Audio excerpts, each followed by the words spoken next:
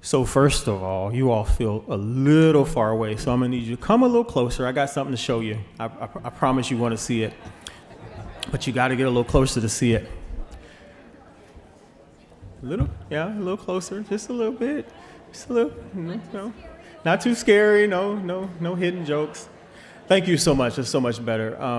I'm Tre Maxie. It's a pleasure to be here celebrating with Social Venture Partners and all of you tonight. You know, I want to start out telling you, and I see maybe I'll tell you or maybe I won't. Next slide. Perfect. So that's young woman you see on the screen there is Hannah Muhammad.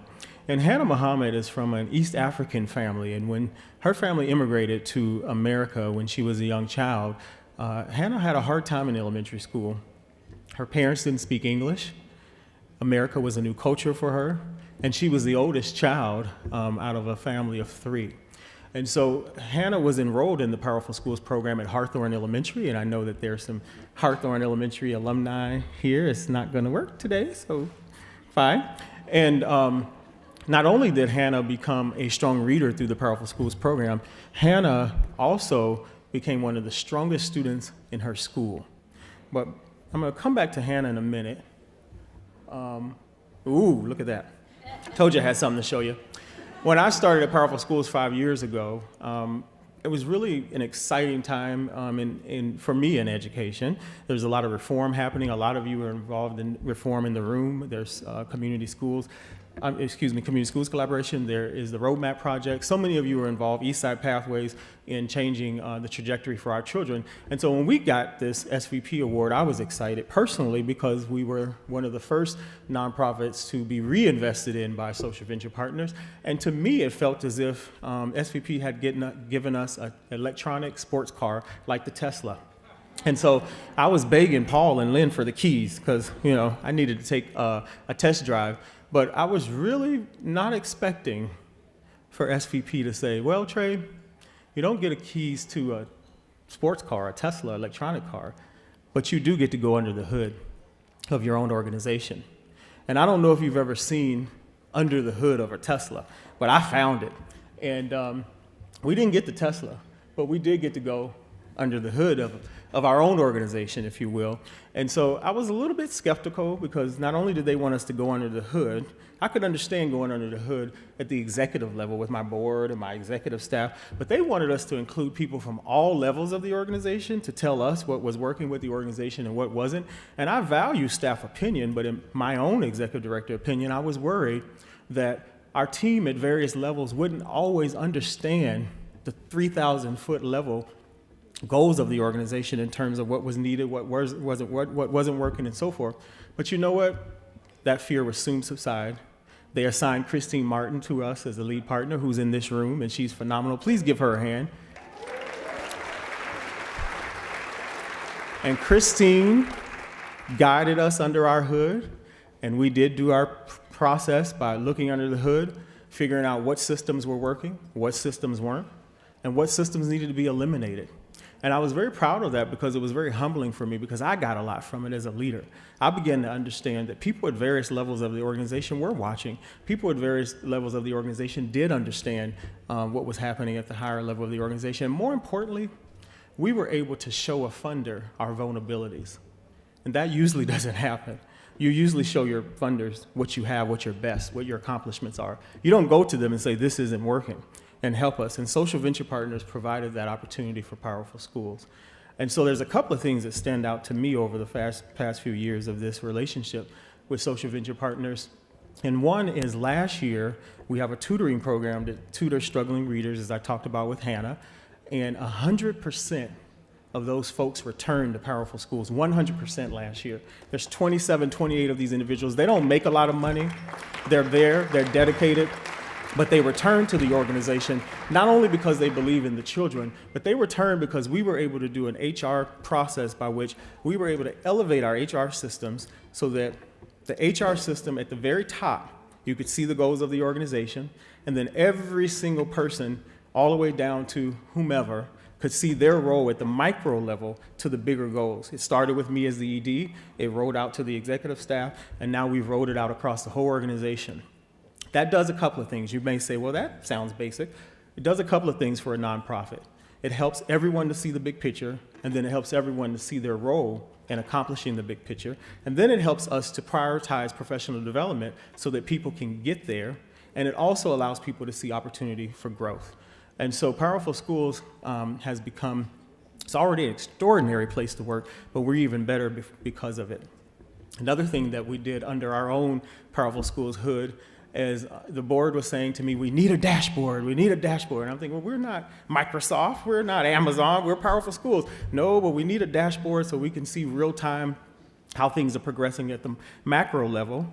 But then the staff said, well, we need to be able to see at real time at the micro level how things are progressing. And so Social Venture Partners supported some work with us, and we developed this dashboard which gave the staff the tools to enter student data. And so we're doing tutoring, we're doing after school programs, we're doing teacher professional development, we're doing a whole host of things to close the achievement gap. And that's a lot of different data points. And to have one space where staff can enter and see real-time data, and then it feeds up to the dashboard so that the board and the governing body can make decisions and see the overall health of the organization was really a gift to us. And it did a couple of things. We found out by doing this, by not waiting to the end of the school year to assess our data and figure out which students were on track and which weren't, we found out some hidden trends that we'd never seen before. And so we were able to prioritize some resources to help bring that to light. And we saw some other areas of the organization that were underperforming. Most of you have served on nonprofit boards. You come from nonprofits. We look at a couple of things. We look at our mission, we look at our outcomes, and we look at fundraising. But guess what? To get there, you have to see that daily grind. You have to see how things are trending across weeks, across months. You can't wait till the end of your annual fiscal year to determine whether you got there or not. And so SVP gave us that gift, and we're more powerful, no pun intended, because of it. And so we're still rolling out that dashboard. We have done phase 1, and it's a work in progress, and it's really been an amazing experience. Another thing happened. See those clouds there? So this is not going to work today because I thought it was going to be rainy and gray. And so when I was driving over here, I thought, oh, that just ruined my slide. But it's all good. Most of you who are Seattleites, this is what we see 10 out of the 12 months of the year, so it looks very familiar. Gray clouds, and there's rain, and we just deal with it, and when the sun breaks like today, everybody's happy, we speak to each other, and we're really nice, and then clouds close again, we go back to Seattleites. Well, picture my surprise when Kevin Fobb, our tech person from partner from Social Venture Partners, came into our office, and this was 4 years ago, and told us, well, the clouds weren't just a source of dismay or emotional toll for Seattleites.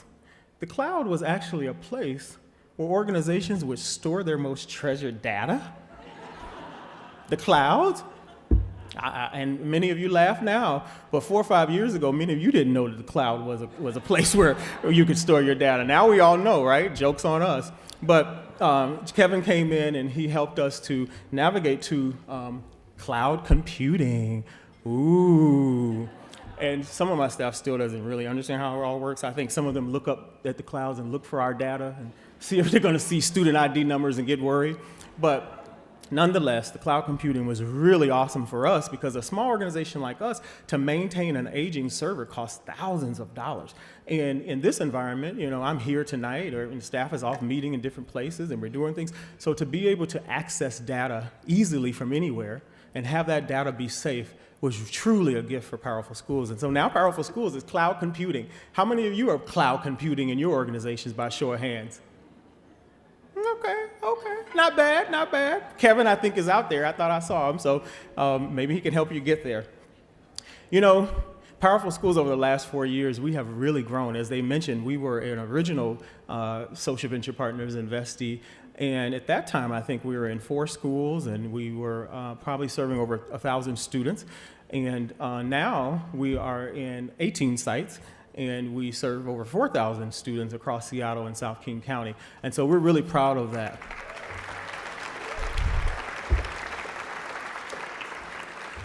Sorry, I keep turning around. I don't have a monitor. Remember, I started off with Hannah, though.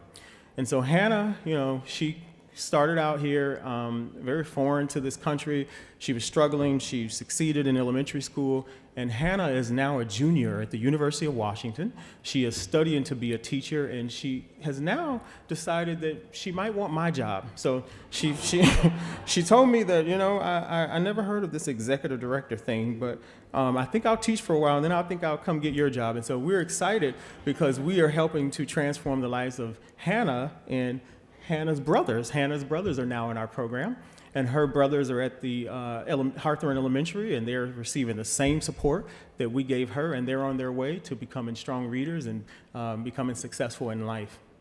I just want to end with this. You know, if you really think about what this is all about, it's really all about the Hannahs of the world.